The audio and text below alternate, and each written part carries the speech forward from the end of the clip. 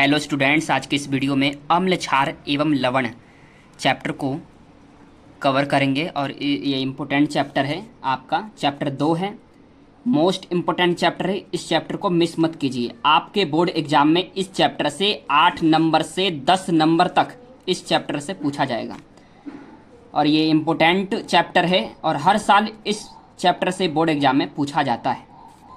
अम्ल, क्षार एवं लवण। अम्ल को कहते हैं इंग्लिश में एसिड्स, क्षार को कहते हैं बेस, एवं को कहते हैं एंड, लवण को कहते हैं साल्ट्स। ये चैप्टर का पूरा नाम है। अम्ल किसे कहते हैं? एसिड्स। जो स्वाद में खट्टे होते हैं क्या कहलाते हैं? अम्ल कहलाते हैं। जो स्वाद में खट्टे होते हैं क्या कहलाएंगे? अम्ल कहलाएंगे। जैसे नींबू है, नींबू को आप स्वाद मुंह में लेते हैं तो खट्टा लगता है तो नींबू है, नींबू अम्ल है। दही है, खट्टा है। इमली है, कच्चे फल, जैसे कच्चे फल में जैसे कि आम, जैसे आम ले लिया। आम क्या है? आम जो कच्चा होता है उसको आप खाएंगे तो खट्टा लगता है, तो कच्चे फल अम्ल होते हैं। अब इसकी दूसरी डेफिनेशन आप देखें, अम्ल की दूसरी डेफिनेशन क्या होगी? अम्ल वे पदार्थ होते हैं जो जल में विलय होने पर आयनित होकर हाइड्रोजन आयन उत्पन्न करते हैं, यानी कि जल में घुलनशील होते हैं। अम्ल क्या होते हैं? आप जल में डालेंगे, जल में ये घुलनशील होते हैं और घुलनशील होने के बाद भी आयनित होकर क्या करेंगे? हाइड्रोजन आयन उत्पन्न करते हैं, H+ आयन उत्पन्न करते हैं। जैसे कि HCl है, HCl को आप इसे तोड़ेंगे तो H+Cl-। तो HCl का रासायनिक नाम क्या है? Hydrochloric acid. HCl का क्या नाम है? रासायनिक नाम हाइड्रोक्लोरिक एसिड। सेकंड है नाइट्रिक अम्ल HNO3, तो इसका H+NO3-। ये अम्ल की डेफिनेशन होगी। अब क्षार की डेफिनेशन क्या है? क्षार को इंग्लिश में कहते हैं बेस। जो स्वाद में कड़वे होते हैं क्या कहलाएंगे? क्षार कहलाते हैं। जैसे कोल्ड ड्रिंक, ये क्षार होते हैं। कोल्ड ड्रिंक क्या है? एक क्षार है, ये स्वाद में कड़वे होते हैं। जैसे कि मैंने क्षार की दूसरी डेफिनेशन है हमारे पास। क्षार वे पदार्थ होते हैं जो जल में विलय होने पर आयनित होकर हाइड्रोक्साइड आयन OH- उत्पन्न करते हैं। उसमें क्या था? H+ आयन उत्पन्न करते हैं, इसमें क्या है? OH- उत्पन्न करते हैं। जैसे कि NaOH का क्या नाम है? Sodium hydroxide. ये इसे कास्टिक सोडा कह सकते हैं, ठीक है। एक होता है KOH को कहते हैं कास्टिक पोटास, इसे कहते हैं कास्टिक सोडा। कास्टिक सोडा का सूत्र है NaOH और इसे आप तोड़ेंगे, ब्रेकअप करेंगे तो Na+OH-। और ये अमोनियम हाइड्रोक्साइड है तो NaNH4+OH-। आपको समझ में आ गया होगा क्षार क्या है। जो स्वाद में कड़वे होते हैं क्षार कहलाते हैं। लवण है अगली हेडिंग हमारे पास।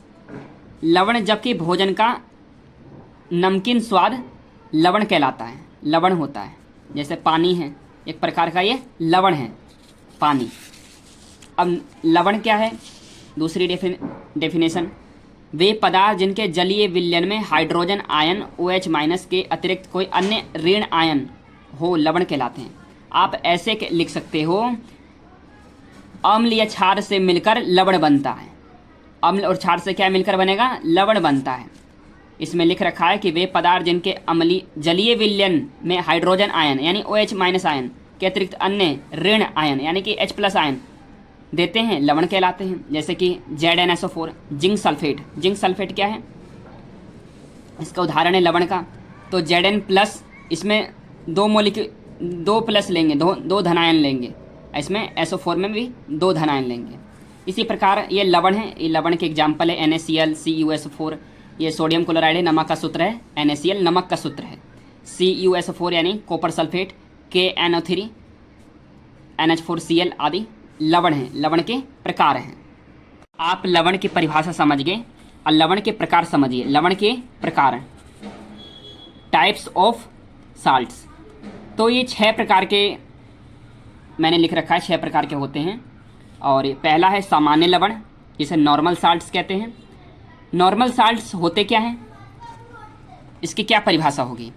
तो ऐसे लवण जो अम्ल और क्षारक के पूर्ण उदासीनीकरण से प्राप्त होते हैं उसे कहते हैं हम सामान्य लवण, ठीक है। इसका एग्जाम्पल क्या होगा सामान्य लवण का? जैसे कि हमारे पास NaCl हो गया, ये सामान्य लवण के एग्जाम्पल हैं। KNO3 हो गया, पोटेशियम नाइट्रेट हो गया, है ना। और हाँ, 2 एग्जाम्पल आपके लिए बहुत हैं सामान्य लवण के। सामान्य लवण ये पूछा जाता है एग्जाम में कि लवण के प्रकार लिखिए, तो ये आप लिख सकते हैं। पहला सामान्य लवण, जिसे नॉर्मल साल्ट्स कहते हैं। अम्लीय लवण क्या है? अम्लीय लवण को कहते हैं एसिडिक साल्ट्स, इंग्लिश में कहते हैं। ये होते क्या हैं?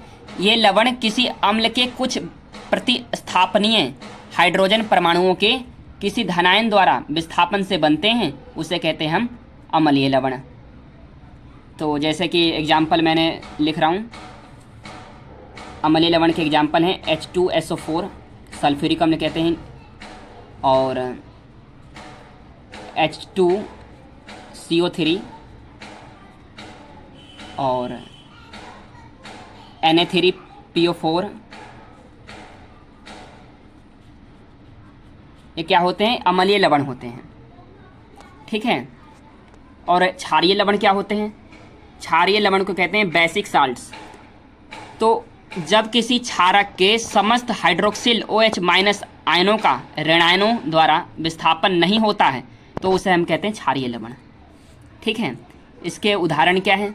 इसके उदाहरण जैसे कि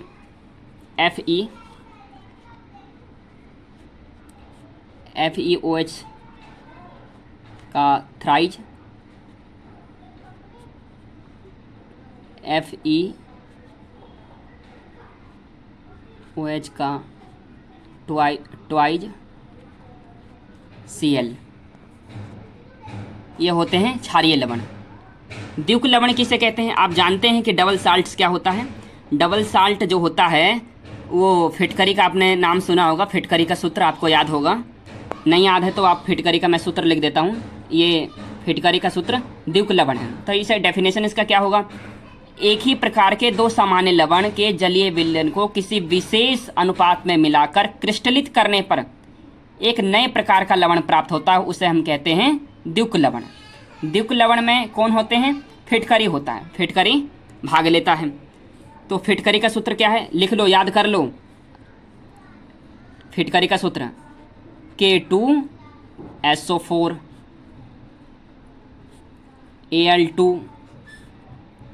Al2 और SO4 का थ्राइज 24H2O, ठीक है। ये फिटकरी का सूत्र है हमारे पास। ये क्या है? फिटकरी का सूत्र है। अगला है हमारे पास संकर लवण। संकर लवण कहते किसे हैं? इंग्लिश में तो कहते हैं इसे कॉम्प्लेक्स साल्ट। तो कहते किसे हैं संकर लवण?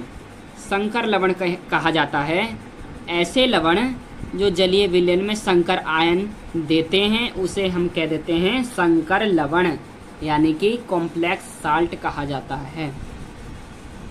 कॉम्प्लेक्स साल्ट का जो एग्जाम्पल है वो है पोटेशियम फेरोसाइनाइड, यानी कि K4FeCN6, ठीक है।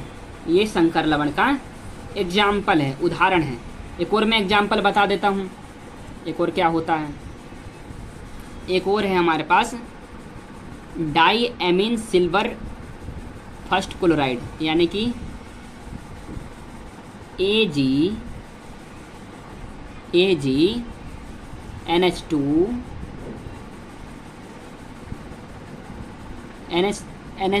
NH3 होगा, NH3 का होल ट्वाइज Cl, इसे हम कहते हैं die amine silver first chloride, इसे हम कहते हैं संकर लवण।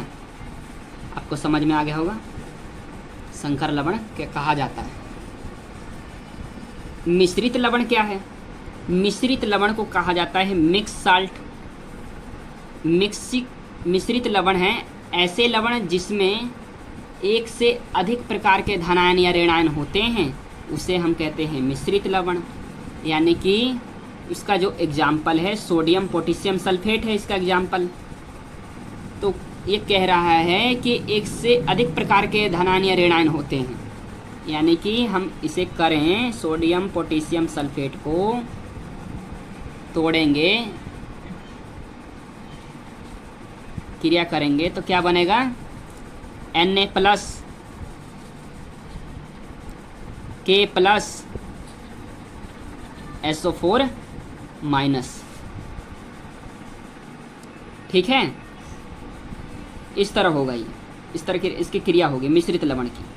तो आपको वीडियो कैसी लगी हो, वीडियो अच्छा लग रहा हो तो वीडियो पर सब्सक्राइब ज़रूर कर देना, ये आप ज़रूर कर सकते हैं। ठीक है ना, आपके वीडियो के नीचे ये सब्सक्राइब का बटन आ रहा होगा तो आप सब्सक्राइब कर सकते हैं। अगली हेडिंग है हमारे पास सूचक, इंग्लिश में कहते हैं इंडिकेटर। सूचक वे पदार्थ होते हैं जिनका अम्लीय विलयन में एक रंग तथा क्षारीय विलयन में भिन्न रंग, भिन्न मतलब अलग रंग होते हैं, अर्थात जिनका रंग पीएच परिवर्तन के साथ बदल जाता है, उसे हम कहते हैं सूचक, सूचक कहलाते हैं। सूचक के प्रकार, सूचक कितने प्रकार के होते हैं? सूचक को दो भागों में बांटा गया है, एक होता है प्राकृतिक सूचक, एक होता है मानव निर्मित या संश्लेषित सूचक। प्राकृतिक सूचक क्या है? नेचुरल इंडिकेटर, वे सूचक जिन्हें प्राकृतिक स्रोतों से प्राप्त किया जाता है, जिसे हम कहते हैं प्राकृतिक सूचक कहते हैं। उदाहरण के लिए जैसे लिटमस है, लाल पत्ता गोभी है, हल्दी है, प्याज है, वैनिला है, लौंग है, ये सब क्या है? प्राकृतिक सूचक है, प्राकृतिक ने हमें ये सब दी है। अगली हेडिंग है संश्लेषित सूचक यानी सिंथेटिक इंडिकेटर, वे सूचक जिन्हें प्रयोगशाला में तैयार किया जाता है, जिसे लेबोरेटरी में क्या किया जाता है? तैयार किया जाता है, उसे हम कहते हैं संश्लेषित सूचक। उदाहरण के लिए फिनोल्फ्थैलिन, फिनोल्फ्थैलिन और मेथिल ऑरेंज। फिनोल्फ्थैलिन क्या करते हैं? ये रंगीन घोल होते हैं और इसको फिनोल्फ्थैलिन को हम क्षार में मिलाने से फिनोल्फ्थैलिन का रंग कैसा हो जाता है? गुलाबी हो जाता है। आपके बहुविकल्पीय प्रश्न में ये पूछा जाएगा कि हम फिनोल्फ्थैलिन को क्षार में मिलाने पर कैसा रंग होएगा? गुलाबी। चारों ऑप्शन आ जाएंगे, गुलाबी, नीला, पीला, हरा, तो आपको गुलाबी टिक करना होगा। अगला है अम्ल। फिनोल्फ्थैलिन को अम्ल में मिलाने से फिनोल्फ्थैलिन का रंग कैसा हो जाता है? रंगहीन हो जाता है, यानी कलरलेस हो जाता है। ठीक है। मैथिल ऑरेंज क्या है? मैथिल ऑरेंज नारंगी रंग का एक द्रव है। ठीक है, नारंगी रंग का एक द्रव है। हम मैथिल ऑरेंज को हम क्षार में मिलाएंगे, इसमें हम मिलाएंगे तो कैसा हो जाएगा? मैथिल ऑरेंज का रंग पीला हो जाएगा, येलो हो जाएगा, येलो कलर का। और अम्ल में मिलाने से मैथिल ऑरेंज का रंग कैसा हो जाता है? रेड कलर का हो जाएगा, लाल हो जाता है। आपको समझ में आ गया होगा। आपको मैं बता दूं, आप चैनल पर नए आए हैं, चैनल को सब्सक्राइब कर लें, बेल आइकन घंटी को प्रेस कर लें, आपको ज़्यादा से ज़्यादा लोगों के साथ शेयर करें। आपको वीडियो इन्फॉर्मेटिव लग रही हो, वीडियो को लाइक कर दो। दोस्तों, महत्वपूर्ण सूचना मैंने इसलिए लिख रखा है कि अम्ल को हम लिटमस जो हमारा पेपर होता है, अम्ल को नीले रंग के लिटमस पेपर को लाल कर देता है। अम्ल क्या करता है? नीला रंग के जो लिटमस पेपर होता है उसको लाल कर देता है, और क्षार क्या होता है? लाल रंग के लिटमस पेपर को नीला कर देता है। आपके बहुविकल्पीय प्रश्न ये बनते हैं, आपके बहुविकल्पीय प्रश्न आएंगे तो आपको टिक करना होगा। बहुत ही मोस्ट इम्पोर्टेंट दोनों टॉपिक है, सूचना मैंने जो लिख रखा है, आप इसे ध्यान से याद करके रखना, दिमाग में घुसाकर। अगली हेडिंग है मोस्ट इम्पोर्टेंट हेडिंग है हमारे पास धावन सोडा, जिसे आप घर में भी यूज करते हैं। जो धोने वाले, कपड़े धोने वाले जो होते हैं साबुन, उसे आप धावन सोडा कहते हैं। धावन सोडा का रासायनिक नाम सोडियम कार्बोनेट और उसका जो अणुसूत्र होता है वो Na2CO3 और 10H2O होता है। ये आप बहुविकल्पी आपके प्रश्न बनते हैं और इसे आप हमेशा याद करके रखना है। Na2CO3 10H2O, Na2CO3 10H2O आप 2-3 बार बोलेंगे तो आपको याद हो जाएगा। ये धावन सोडा का अणुसूत्र है और इसका रासायनिक नाम सोडियम कार्बोनेट है। कास्टिक सोडा के सांद्र विलयन में कार्बन डाइऑक्साइड प्रवाहित करने पर सोडियम कार्बोनेट का विलयन प्राप्त होता है। कैसा क्या होगा? प्राप्त होता है, जिसका वाष्पन करने पर सोडियम कार्बोनेट के क्रिस्टल प्राप्त होते हैं। यानी कि कास्टिक सोडा के हम 2 मॉलिक्यूल लेते हैं, यानी कास्टिक सोडा को हम 2 बार लिखते हैं और सोडियम कार्बन डाइऑक्साइड के साथ रिएक्शन कराते हैं तो हमें बनता है सोडियम कार्बोनेट। सोडियम कार्बोनेट बनता है। आप इसे 2 बार लिखते हैं, Na2NaOH और NaOH 2 बार लिखते हैं और कार्बन डाइऑक्साइड के साथ क्रिया कराते हैं तो बनेगा सोडियम कार्बोनेट और जल बाहर निकल जाएगा। ठीक है, सोडियम कार्बोनेट बन जाएगा। सोडियम कार्बोनेट को कपड़े धोने का सोडा तथा सोडा ऐश के नाम से भी जाना जाता है। कपड़े धोने का सोडा या सोडा ऐश के नाम से जाना जाता है। ठीक है, इसके गुणधर्म क्या हैं? इसके गुणधर्म पेपर में पूछा जाता है कि इसके गुणधर्म बताइए। धावन सोडा एक पारदर्शी क्रिस्टलीय ठोस होता है। ये जल में धावन सोडा विलयन क्षारीय होता है। इसको जल में जो धावन सोडा का विलयन होता है वो कैसा होता है? क्षारीय होता है, जो लाल लिटमस को नीला कर देता है। इसके एक अणु में 10 अणु क्रिस्टलीय क्या होते हैं? जल होते हैं। आपने देख रखा है यहाँ पे 10 हैं, तो ये 10 अणु होते हैं, क्रिस्टलीय जल होते हैं। इसका उपयोग पूछा जाता है 2 नंबर में, कभी कभी 1 नंबर में भी आता है, कभी कभी 2 नंबर में भी उपयोग आ जाते हैं। तो मैंने 2 उपयोग लिख रखे हैं। पहला उपयोग है हमारा कपड़े धोने में, ये आपको याद होना चाहिए। धावन सोडा का जो उपयोग किया जाता है वो कपड़े धोने में ही प्रयोग किया जाता है। सेकंड है जल की कठोरता को दूर करने में। आपको समझ में आ गया होगा। अगली हेडिंग है हमारे पास बिरंजक चूर्ण। बिरंजक चूर्ण को कहते हैं हम ब्लीचिंग पाउडर। ब्लीचिंग पाउडर के नाम से भी जाना जाता है बिरंजक चूर्ण को। ब्लीचिंग पाउडर होता क्या है? ब्लीचिंग पाउडर बिरंजक चूर्ण का रासायनिक नाम कैल्शियम ऑक्सीक्लोराइड तथा अणुसूत्र होता है CaOCl2। आप बिरंजक चूर्ण का फॉर्मूला याद रखिए। इसका जो फॉर्मूला होता है CaOCl2 होता है। ठीक है, ब्लीचिंग पाउडर का सूत्र है, अणुसूत्र। इसकी बनाने की विधि क्या है? आप इसे बनाएंगे कैसे? यह सूखे बुझे हुए चूने पर क्लोरीन की क्रिया से प्राप्त होता है। यह बुझा हुआ चूना का सूत्र है CaOH का होल ट्वाइस। ये बुझा हुआ चूना का सूत्र है और इसे आप क्लोरीन से क्रिया कराएंगे तो बिरंजक चूर्ण बनता है। ठीक है, यहाँ पे कितने OH कितने हैं? O भी 2 है और H भी 2 है और क्लोरीन भी कितने हैं? 2 हैं। और CaO हमने एक O यहाँ से ले लिया और एक O बच रहा है अभी, तो CaOCl2 और यहाँ से कितने H हैं? 2 H हैं और एक O बच रहा है तो H2O बन जाएगा। तो यानी बिरंजक चूर्ण, ये बिरंजक चूर्ण का सूत्र, बिरंजक चूर्ण प्राप्त हो जाएगा। एग्जाम में पूछा जाता है गुण बताइए, गुण बताइए, उपयोग बताइए, ये सब पूछा जाता है। तो इसके गुण बहुत ही इम्पोर्टेंट हैं और आप इसे याद कर लीजिए। यह एक हल्के पीले रंग का ठोस पदार्थ है जिसमें क्लोरीन की गंध आती रहती है। कैसी गंध आती है? क्लोरीन की गंध आती है। सेकंड है, इसे जल में घोलकर गर्म करने पर क्लोरीन गैस निकलती है। इसे आप जल में घोलकर गर्म करेंगे तो कैसी गैस निकलेगी?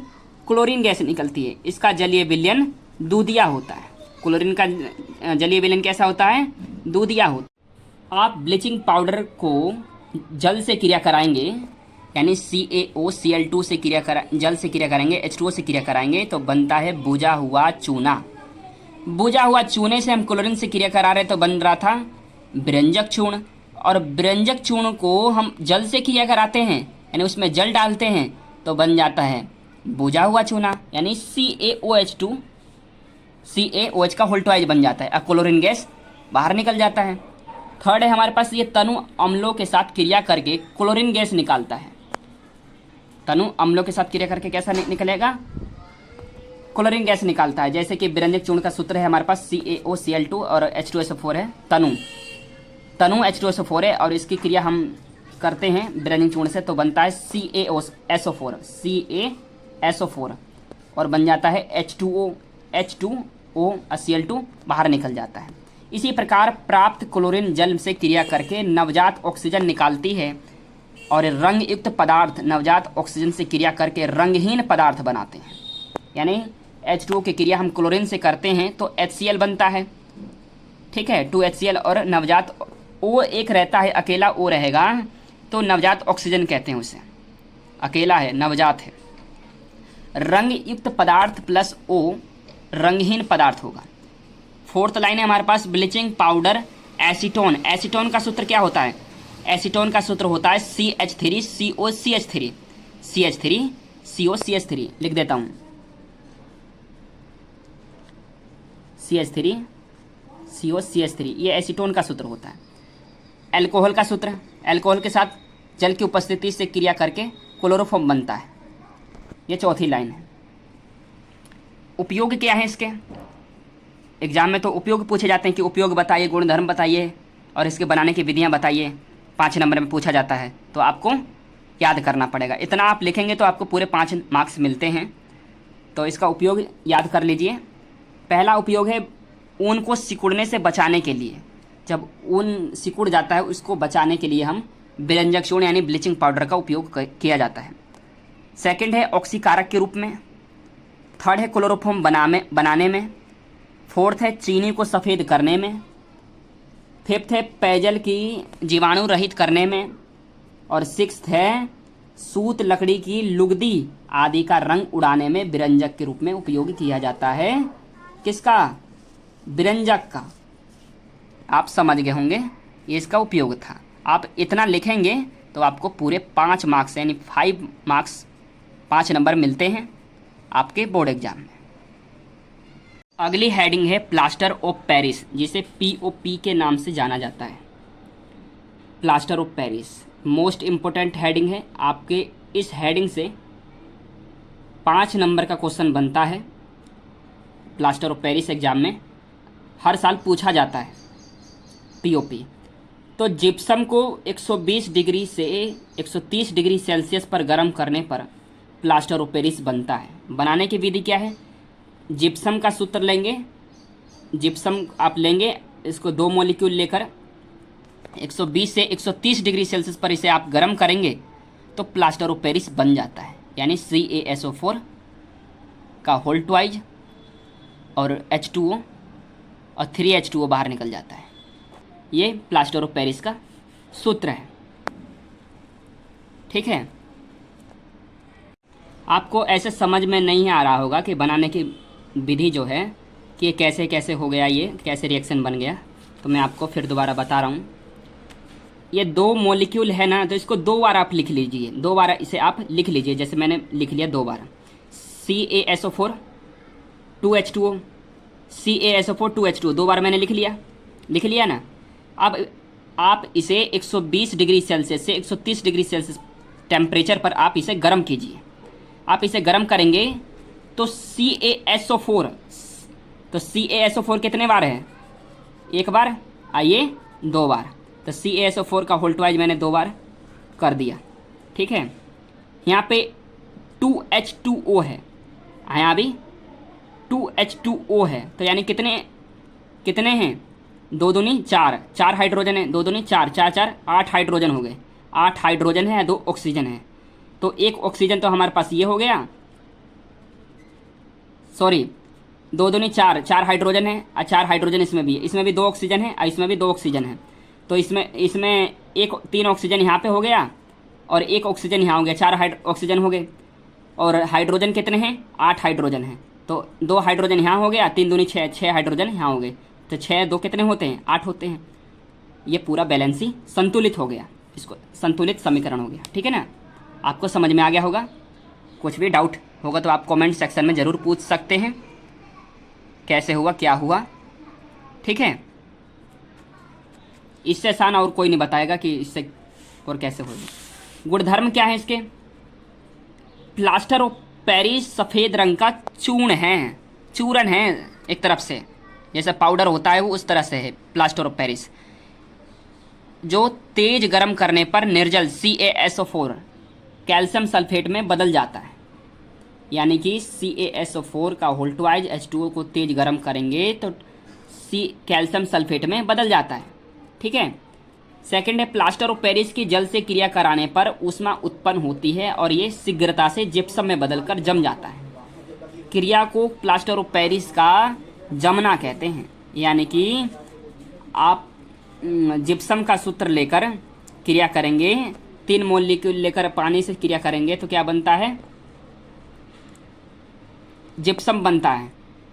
ये जिप्सम का सूत्र नहीं है, ये प्लास्टर ऑफ पेरिस का सूत्र है। ठीक है ना। प्लास्टर ऑफ पेरिस को तीन अणु लेकर पानी का 3 अणु लेकर क्रिया कराएंगे तो क्या बनता है, जिप्सम बनता है। ठीक है, आपको समझ में आ गया होगा। कुछ भी आपको डिफ़िकल्ट लग रहा हो, कुछ भी समझ में ना आ रहा हो तो आप कमेंट सेक्शन में ज़रूर पूछ सकते हैं। और आप चैनल पर नए आए हैं, चैनल को सब्सक्राइब कर लें, ज़्यादा से ज़्यादा लोगों के साथ शेयर करें। आपके फ्रेंड्स हों, मित्र हों, दोस्त हो, भाई हो, बहन हो, आप उनके साथ शेयर करें। प्लास्टर ऑफ पेरिस के उपयोग क्या हैं, एग्जाम में पूछे जाते हैं, उपयोग बताओ। शल्य चिकित्सा में प्लास्टर करने में, सांचे और मॉडल बनाने में, मूर्तियाँ और खिलौने बनाने में। और एक उपयोग और बताऊं कि टूटी हुई हड्डियों को जोड़ने में प्लास्टर ऑफ पेरिस का उपयोग किया जाता है। किसी की हड्डी टूट जाती है तो आप उसमें देखते हैं कि उसमें प्लास्टर होता है, प्लास्टर ऑफ पेरिस पाउडर होता है। प्लास्टर ऑफ पेरिस के पाउडर से ही टूटी हुई हड्डियों को जोड़ा जाता है। एक पाउडर आता है पीओपी, प्लास्टर ऑफ पेरिस के नाम से।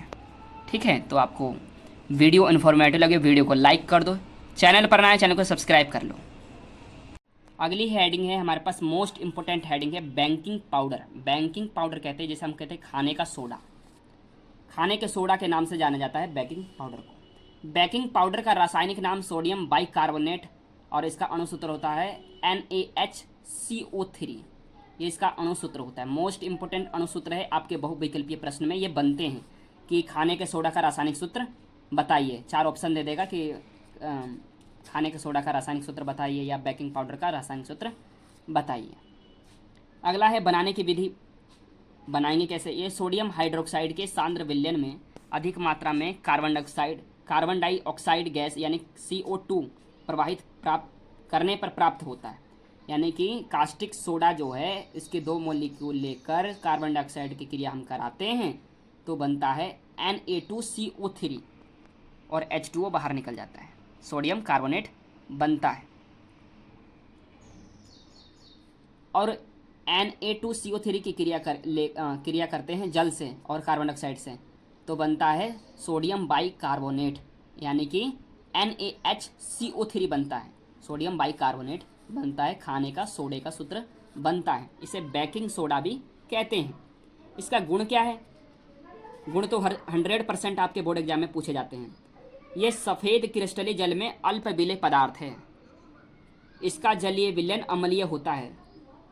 बहुत से बच्चे कहते हैं कि सर क्या याद करना पड़ेगा।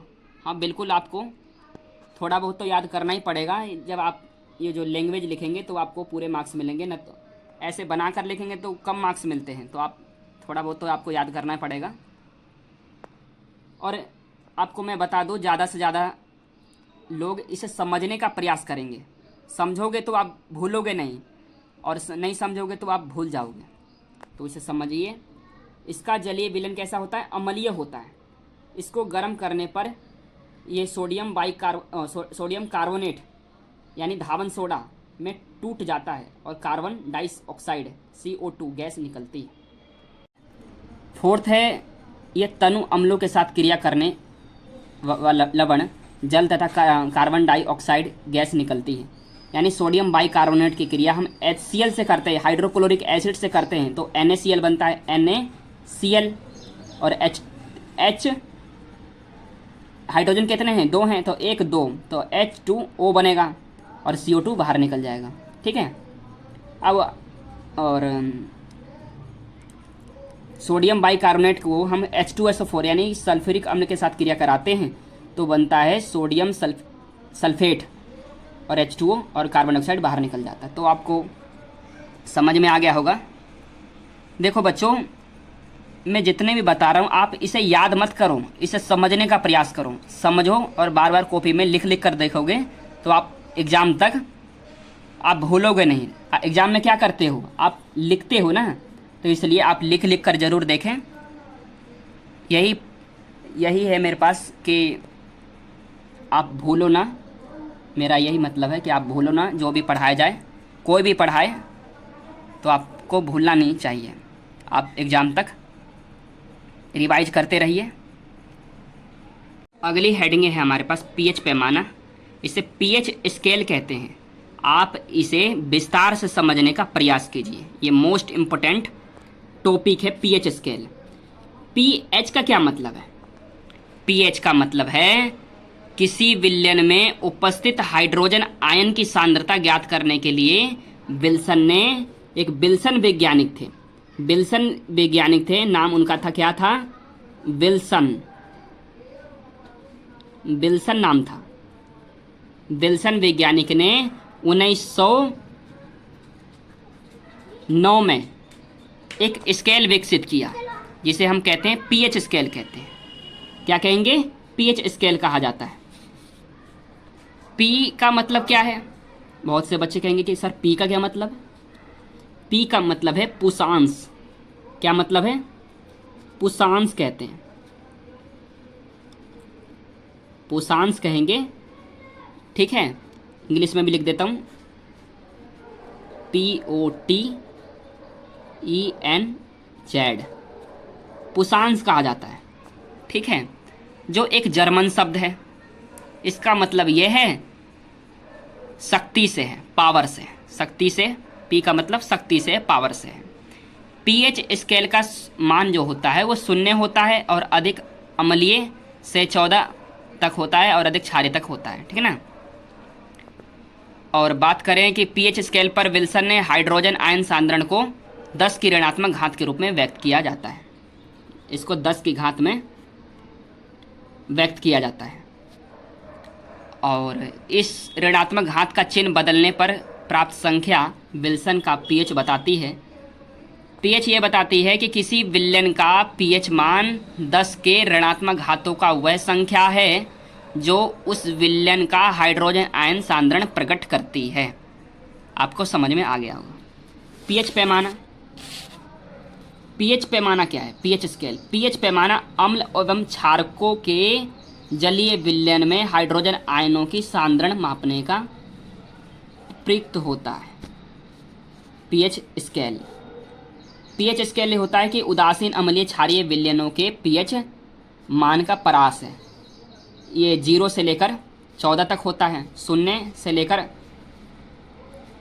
6 तक होगा तो अम्लीय है, और 7 आ जाएगा तो उदासीन है, और 7 के बाद आएगा 14 तक आएगा उसे कहते हैं हम क्षारीय। 7 रहता है शुद्ध जल का, जो वो होता है, मतलब शुद्ध जल जो होते हैं वो उदासीन होते हैं, शुद्ध जल उदासीन होते हैं। 6.6 भी आएगा ना तो अम्लीय है, ठीक है ना। 6.7, 6.8 तो अम्लीय हो जाएगा। 6.9 तक अम्लीय है और 7 आ जाता है, 7 आ जाता है तो उदासीन हो जाता है। शुद्ध जल का पीएच जो मान होता है वह उदासीन होता है, ठीक है ना। और 7.1 से 14 तक क्षारीय होता है। अम्लीय शक्ति का बढ़ता क्रम है, इधर से बढ़ता जाएगा और इधर से ये क्षारीय का बढ़ता क्रम है ना। आपको समझ में आ गया होगा। अगली हेडिंग है हमारे पास पीएच की परिभाषा। पीएच की परिभाषा जानना बहुत ही महत्वपूर्ण हो जाता है। Definition of pH. पीएच अम्लों एवं क्षारकों के जलीय विलयन में हाइड्रोजन आयनों की सांद्रता मापने की इकाई है, यूनिट है। किसी विलयन का पीएच मान उसमें उपस्थित हाइड्रोजन आयन सांद्रण व्युत्क्रम का एक लघु गुणक है। ये एक फॉर्मूला है हमारे पास, ये आपको याद करना पड़ेगा। इसी से ही आपके आंकिक प्रश्न यानी न्यूमेरिकल बनते हैं पीएच के। पीएच बराबर -log10 H plus. H plus का मतलब है आयनों का मोल प्रति लीटर में सांद्रण, ठीक है। तो इससे आप न्यूमेरिकल करने का प्रयास कीजिए। न्यूमेरिकल करते हैं बच्चों। न्यूमेरिकल कैसे होगा? हमारे पास 1 बिलियन में हाइड्रोजन आयनों की सांद्रता 10 की घात -9 मोल है।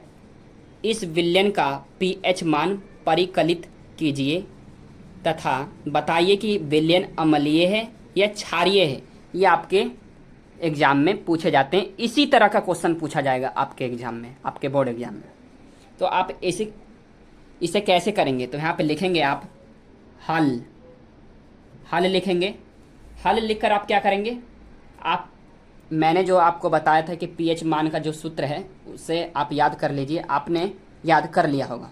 तो जो पीएच फॉर्मूला होता है पीएच माइनस के लॉग पीएच बराबर -के log 10 H+, ये होता है हमारे पास सूत्र। ये सूत्र होता है, यहाँ पे बराबर में है pH बराबर माइनस के log 10 H+, ये सूत्र होता है। तो आप इसे कैसे करेंगे, तो यहाँ पे क्या लिख रखा है, हाइड्रोजन आयनों की सांद्रता दे रखा है 10⁻⁻9 मोल, हाइड्रोजन आयनों की सांद्रता दे रखा है, तो यानी कि H दे रखा है। तो यहाँ पे जो pH क्या होगा, माइनस के log 10⁻⁻9 हो जाएगा। H दे रखा है यहाँ पे, ठीक है। इसे आप करेंगे 9 माइनस माइनस क्या होता है, प्लस होता है, तो 9 log 10 बराबर 9, log 10 बराबर 9 किसे आया, log 10 की वैल्यू कितनी होती है, 1 होती है। आप इसे याद कर लेना, log 10 की वैल्यू कितनी होती है, 1 होती है, हमेशा 1 ही होती है log 10 की वैल्यू, ठीक है। आप इसे याद कर सकते हैं। इसका जो आंसर आया क्या आया, 9 आया, उत्तर क्या आया, 9 आया। अब क्वेश्चन ये पूछा है कि बताइए कि विलयन अम्लीय है या क्षारीय है। मैंने आपको बताया था जब 7 होता है तब उदासीन होता है, 7.1 से 14 तक होगा तो कैसा होगा, क्षारीय होगा। तो क्या आया आंसर, 9 आया, उसका उत्तर क्या आया, 9 आया। तो विलयन कैसा होगा, क्षारीय होगा। तो यहाँ पे लिखेंगे आप क्षारीय, क्षारीय लिख देंगे, ठीक है। आपको समझ में आ गया होगा। अगली है हमारे पास क्वेश्चन है, सेकंड है, एक विलयन में हाइड्रोक्सिल आयन का सांद्रण 1 × 10⁻⁻10 मोल प्रति लीटर है। इस विलयन का pH मान ज्ञात कीजिए। यह बहुत आसान क्वेश्चन है। इसमें आयन की सांद्रण दे रखा है, हाइड्रोक्सिल आयन की जो सांद्रण है वो दे रखा है 1 × 10⁻�10 मोल प्रति लीटर। बस pH मान बताना है, तो इसमें कुछ नहीं करना है। तो जो मैंने एक चार्ट बनवाया था 0 से लेकर 14 तक, उसमें कितने लास्ट कितने थे, 14 थे। तो आपको इसमें ये लिखना है कि इस विलयन का pH मान हल में, हल लिखेंगे बराबर इस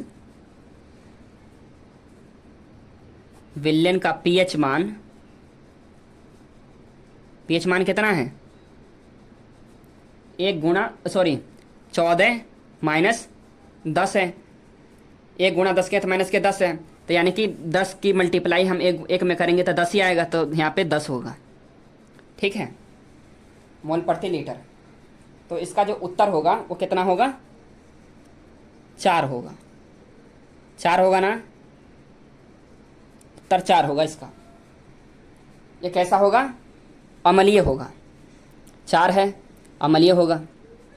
आपको समझ में आ गया होगा, ठीक है। आपको समझ में आया कि नहीं आया, आप कमेंट सेक्शन में ज़रूर पूछ सकते हैं। थर्ड है हमारे पास एक अम्लीय विलयन, इसमें लिख रखा है कि अम्लीय, ठीक है। अम्लीय विलयन का pH मान 5 है, हाइड्रोजन आयन सांद्रता H+ की गणना कीजिए। यानी कि इसमें आयन बताने हैं, तो 5 है, तो इसमें सीधी सीधी बात है कि इसमें H+ आयन जो है इसका, इसमें हल लिखेंगे, हल लिखकर H+ जो आयन है हमारे पास कितनी है, कितनी है, 5 है। तो आप इसे 10⁻⁻5 लिख सकते हैं, ठीक है। ये हमारा उत्तर हो गया, यही हमारा आंसर है, यही हमारा आंसर है। इसमें क्या करना है कि एक अम्लीय विलयन का pH मान है 5 है और हाइड्रोजन आयन सांद्रता 10 H+ की गणना कीजिए लिख रहा है। तो इसमें H+ धनायन 10⁻⁻ के pH है और 10⁻⁻5 ये हमारा उत्तर होगा, ठीक है। आपको समझ में आ गया होगा। तो आपको वीडियो कैसे लगी हो, वीडियो इन्फॉर्मेटिव लगे, वीडियो को लाइक कर दो, चैनल पर नए आए हो चैनल को सब्सक्राइब कर लो। Thank you.